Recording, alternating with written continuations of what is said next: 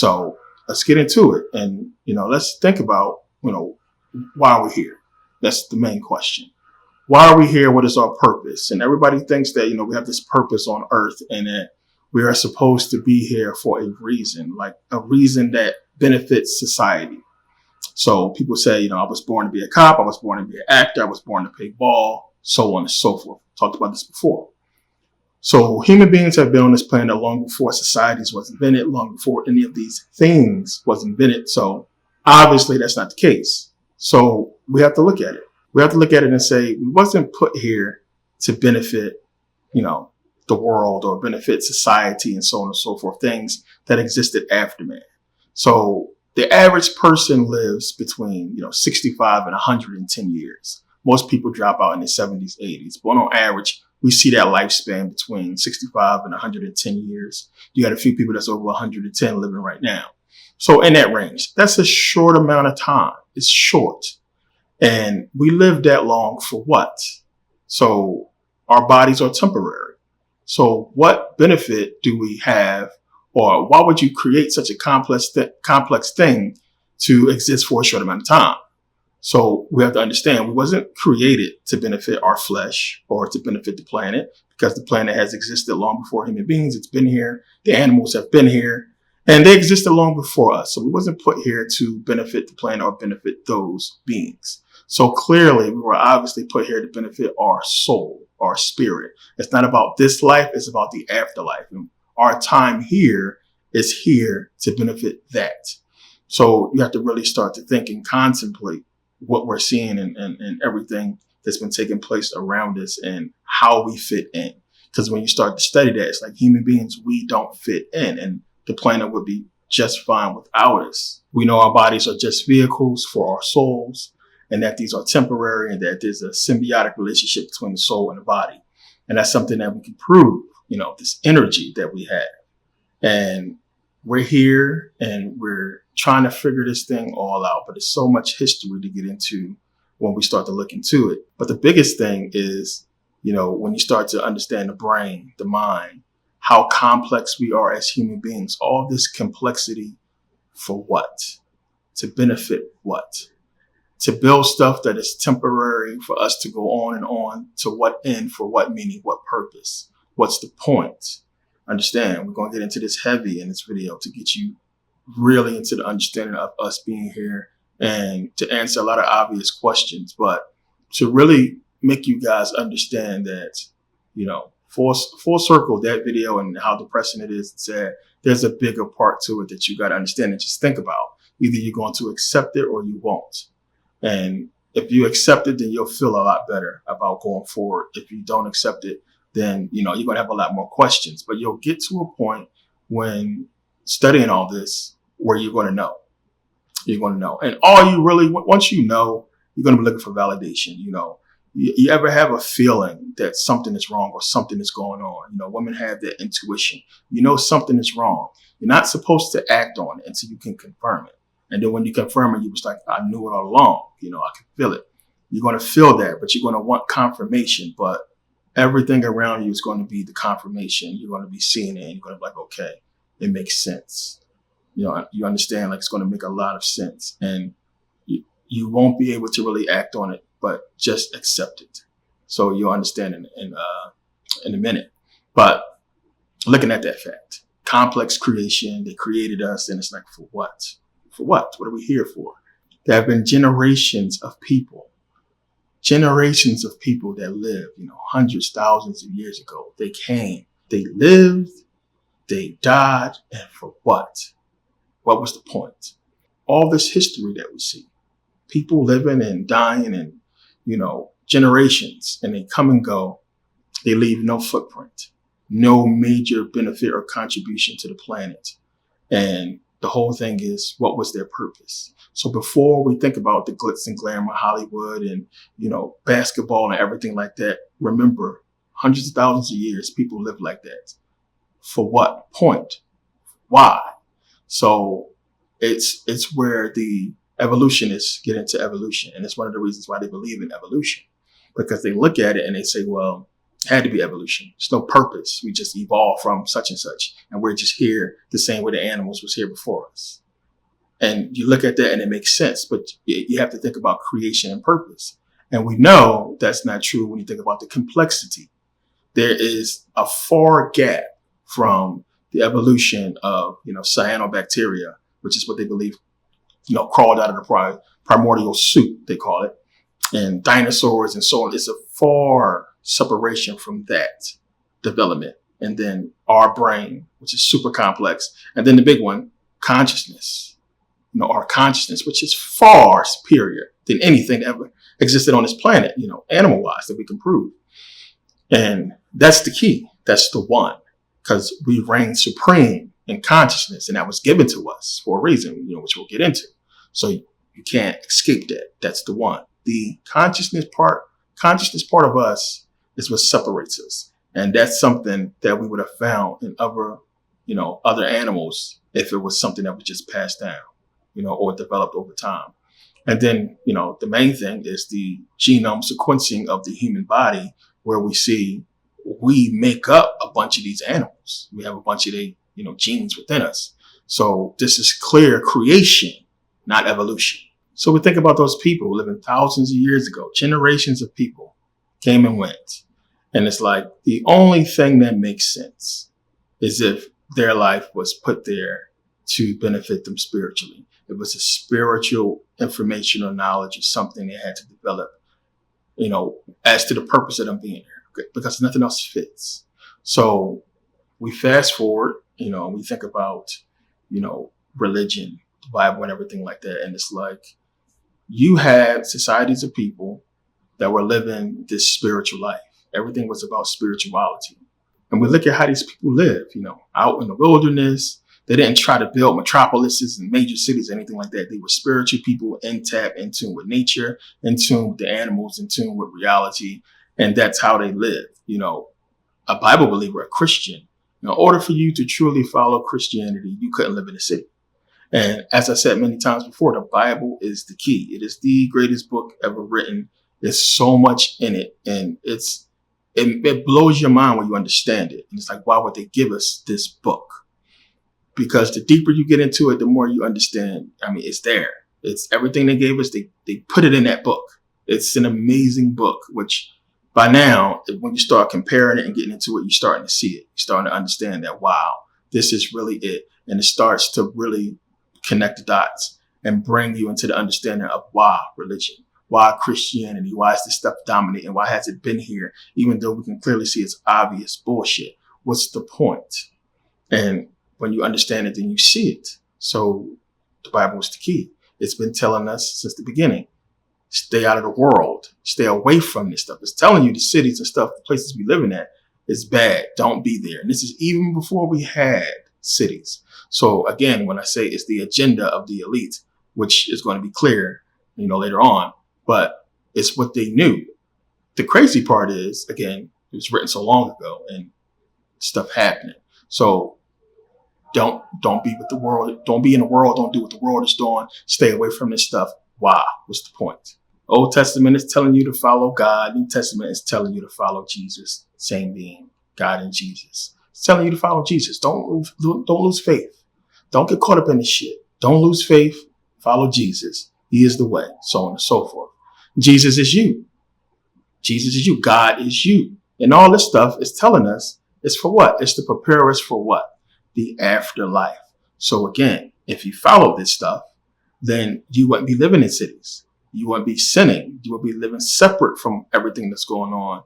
And you will be walking that way that Jesus wanted you to walk.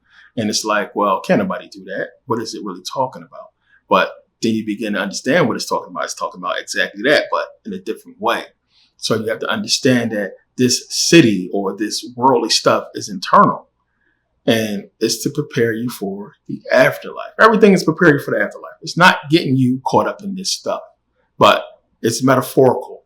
It's a parable about you. So when you read, this is Matthew 6:19-21. It says, do not lay up for yourself treasures on earth, where moth and rust destroy and where thieves break in and steal. But lay up for yourself treasures in heaven, where neither moth nor rust destroys and where thieves do not break in and steal. For where your treasure is, there your heart will be also. Hebrews 13:5. Keep your life free from love of money and be content with what you have. For he has said, I will never leave you nor forsake you. 1 John 2:16. For all that is in the world, the desires of the flesh and the desires of the eyes and pride of life is not from the Father, but is from the world. So even if you are a Bible believer, if you believe in all this stuff, the Bible is telling you clearly. It's saying, I didn't put this stuff here. And excuse me if you hear noise in the background. I think they redoing the pool. The Bible's telling you, God's saying, I didn't put this stuff here. This is not from me. It's not from God for you to consume or for you to have, and all this stuff you're prideful of and everything that you're doing, that's from the world. I didn't put this stuff here for you. This stuff is not your purpose, basically. It's not the point, the reason that you are here. So you're supposed to be following what I told you to follow, which is basically you, when you understand esoterically what it's talking about. All this prideful stuff and this money and everything that we bragging, the stuff that we are so happy about doing, the accomplishments, so to speak, it's not what we're here for.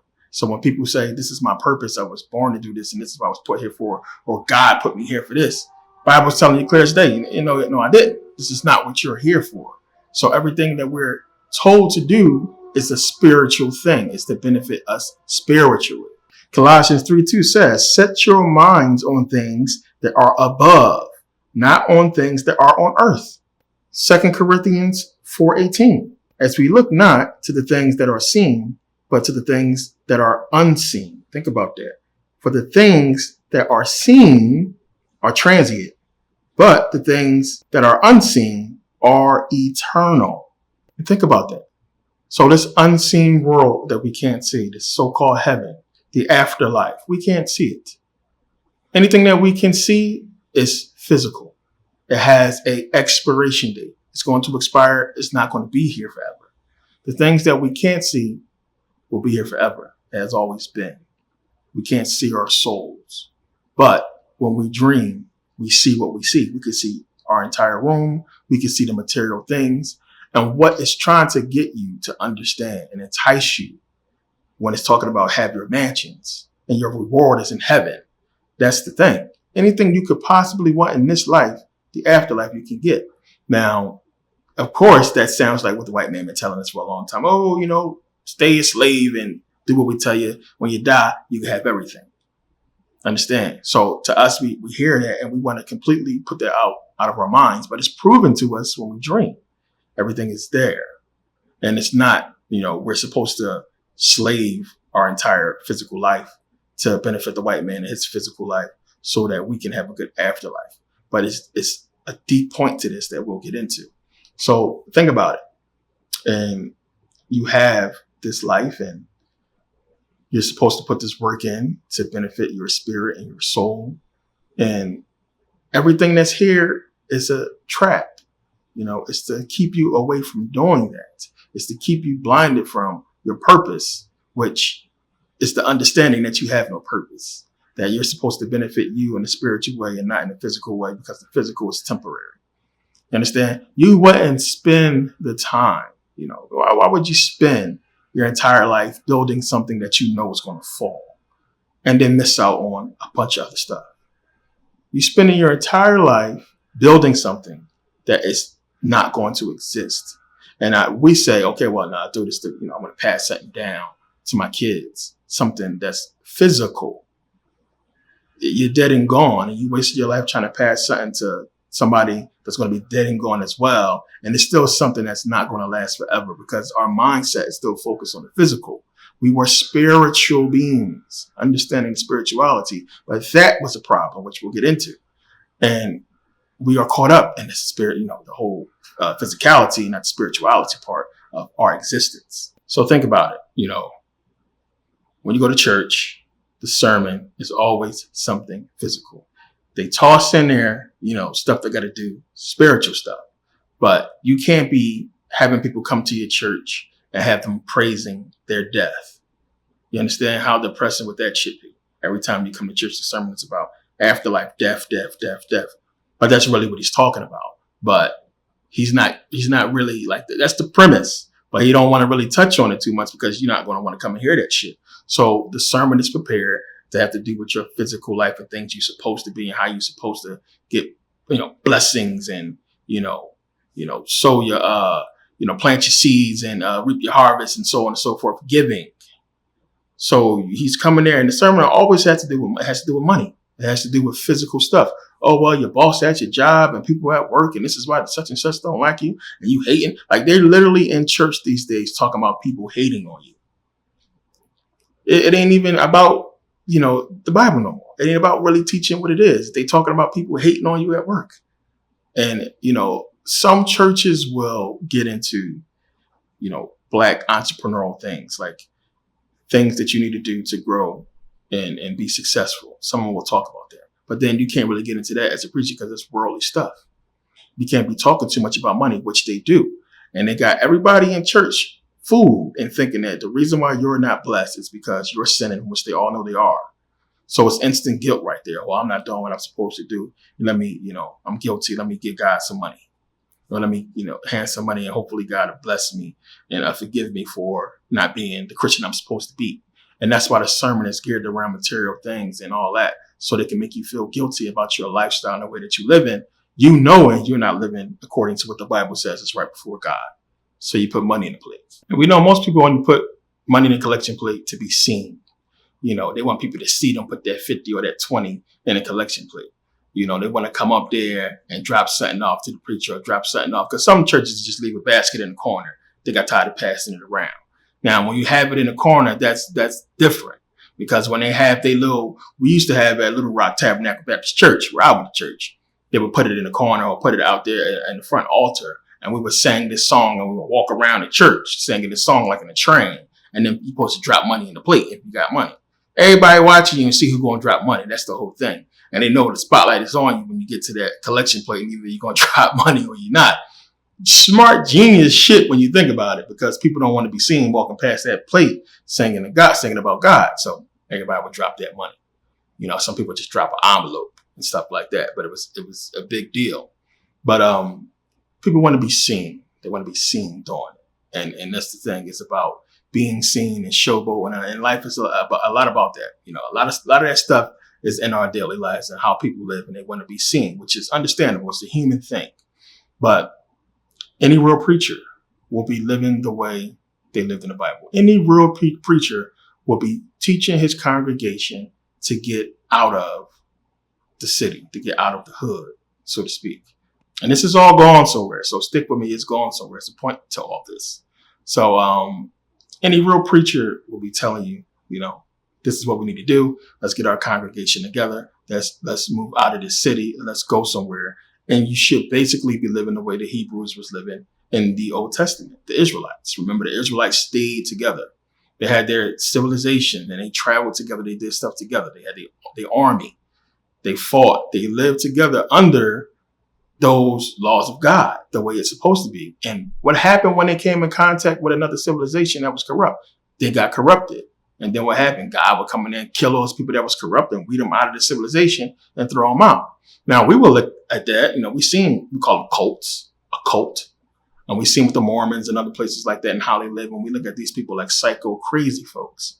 But if the religion is real, which of course there's not, but if it was real, that's how you're supposed to be living. And any preacher would know that when you got these people leaving, from the church, outside of the community and going into the world, what they bring it back to the church, they ain't even supposed to be there. They ain't supposed to be there, according to the Bible. It's right in the book. They're not supposed to be there. This is why Jesus didn't like preachers. This is why it doesn't really boast preachers up, if you understand, because preachers don't let you do what you're supposed to do, and they don't do it themselves. So again, as I said before, how can you give money to a man that says he speak to God? And he's telling you that you got to pray and get blessings and stuff from God, but he's asking you to bless him with your money that you need to get the blessings that you want to ask God for. It don't make sense, but people go and still do that bullshit. So this is why the Bible says we are born in sin. We are born sinners. Preacher tells you you're born in sin. You're a sinner. Why? Because you're born in a city. You're born in the civilization of sinners. Your mom probably had you out of wedlock. She probably was sinning when she had you. Then you're going to be born in the system of sin and raised by sinners doing sinful things. And it's going to be sin surrounding you from birth. So then it's like you're raised corrupted in this sin, not doing what you're supposed to do and living the way you're supposed to live according to the Bible. And this is why it's sadness. And we know that our parents, of course, lived before us. They wasn't living right. And they lived their lives based on, materials. And you need materials to survive. And there's no way you can survive without becoming materialistic because you need these things to survive. So if you need these things to survive and they are essential, then that's going to be your focus, is these materials. So it's one of the reasons why Buddhism say, get rid of this stuff. And the Bible is telling you, don't get consumed by this stuff. You got everything you need with you. Go out and make a life for yourself. But we wasn't taught this. This isn't primitive times and how people used to live. This is, we evolved, and this is going to make a lot of sense. It's going to make a lot of sense because you have to understand what's the point of this. Think about it. Everything that's here now, everything, including the mindset, everything that's here now, do you think we couldn't have had it 10,000 years ago? Think about that. You don't think everything that exists, we talking about we're in the future. You don't think we could have had this shit 100,000 years ago? It's the same stuff. Ain't nothing new come off a plane from another planet. This stuff been here. We know what it's made of. We can find the minerals and the stuff in the fucking ground. What was missing?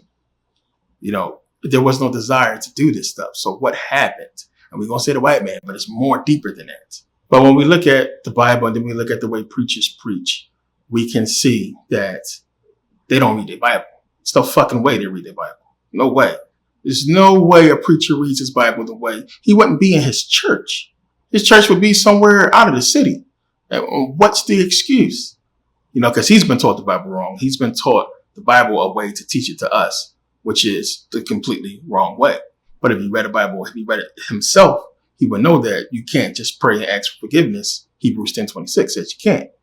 It's not, you can't just keep sinning. And we have this everybody's walking around believing this. It's a popular belief.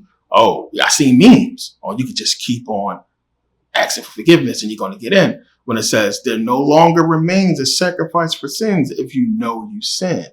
Now, if you sinned and you did wrong unknowingly, you can ask for forgiveness. There's different ways, but it's all bullshit, in the first place. But according to their book, they ain't supposed to be doing it. They ain't supposed to be living the way they're living in sin and so on and so forth. And you have so many fake Christians out there and they bragging. Like I said, they only do this stuff to get recognition, which you're not supposed to be doing. It's only to get recognition. Put that money in the plate to get recognition or because you feel guilt. It's like, if you really love God, like people bullshitting, putting posts all over social media, kissing God ass and God this and I love the Lord. And you in a place of sin doing this. Look at I've seen so many videos of people because there's a difference between real, unconditional, good faith and having a good heart and love versus I'm just doing shit for the gram and doing shit for the camera. So you see these people, if you really cared about somebody, why would you go into a poor neighborhood or go to a bunch of homeless people on camera and hand them money? You on camera counting out money, handing them money. Who do you want to see? You want somebody to see that's going to give you your money back? What proof you need? Like, why does that need validation? Either you did it or you didn't, but why would you want validation for that if you did it for a good reason? And we're so messed up in the world right now. People would just say, well, at least he gave him the money, but he only gave him the money because he has the money. There's a difference between that's in the Bible as well, as God talked about the people tithing and was saying, Jesus talked about the people tithing and was saying they give because they have it. But then you had the poor woman give her last that she gave and she doesn't have it. And it's giving you that hint in the Bible right there that this is the way it's supposed to be done. So people who doing shit for the cameras and doing shit to get recognition and praising God all openly out in the open, it's not even supposed to be done. And the Bible tells you this. So it says here, it's going to blow your mind. It's Matthew 6:1-7. Beware of practicing your righteousness before other people in order to be seen by them. For then you will have no reward from your Father who is in heaven. Thus, when you give to the needy, sound no trumpet before you. That means put that camera down, as the hypocrites do in the synagogues and in the streets, that they may be praised by others. Truly I say to you, they have received their reward. But when you give to the needy, do not let your left hand know what your right hand is doing. You heard that before. So that your giving may be in secret, and your Father who sees in secret will reward you. And when you pray, you must not be like the hypocrites, for they love to stand and pray in the synagogues and at the street corners, that they may be seen by others. Truly I say to you, they have received their reward, which is what they have when you understand. But when you pray, go into your room and shut the door and pray to your Father who is in secret, and your Father who sees in secret will reward you. And when you pray, do not heap up empty praises as the Gentiles do, for they think they will be heard for their many words. I pointed this out to so many Christians and it blows their mind. And then what do you say after that? What do you say? Because you're doing this shit and God is telling you, I don't want you to do this. So think about this. What does this kill? Fucking entire church. Where you have people holding hands and praying.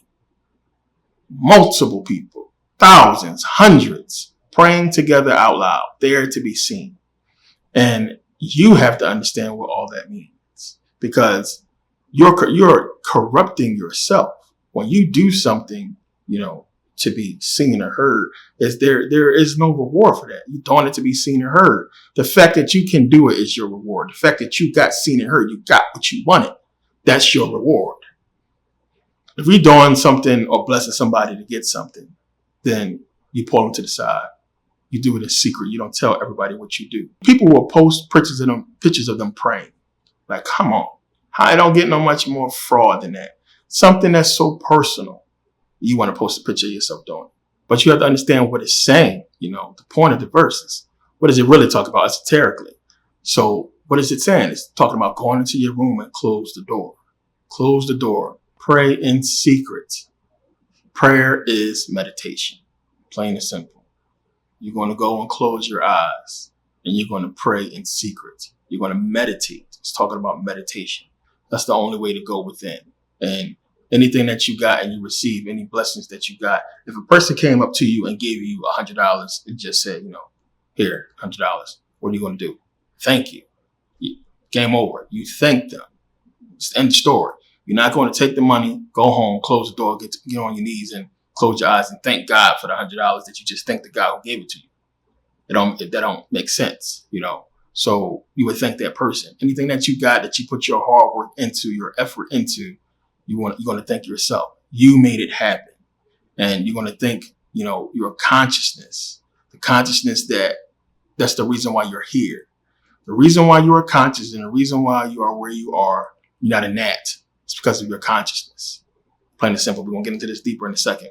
But I always say the reason why I wouldn't want to be nobody else is because we have this consciousness. And the reason why you are who you are is because of your consciousness. Some people don't have that consciousness, the same consciousness as a gnat, a cat, a dog, an animal that does something stupid and doesn't use common sense to save its own life.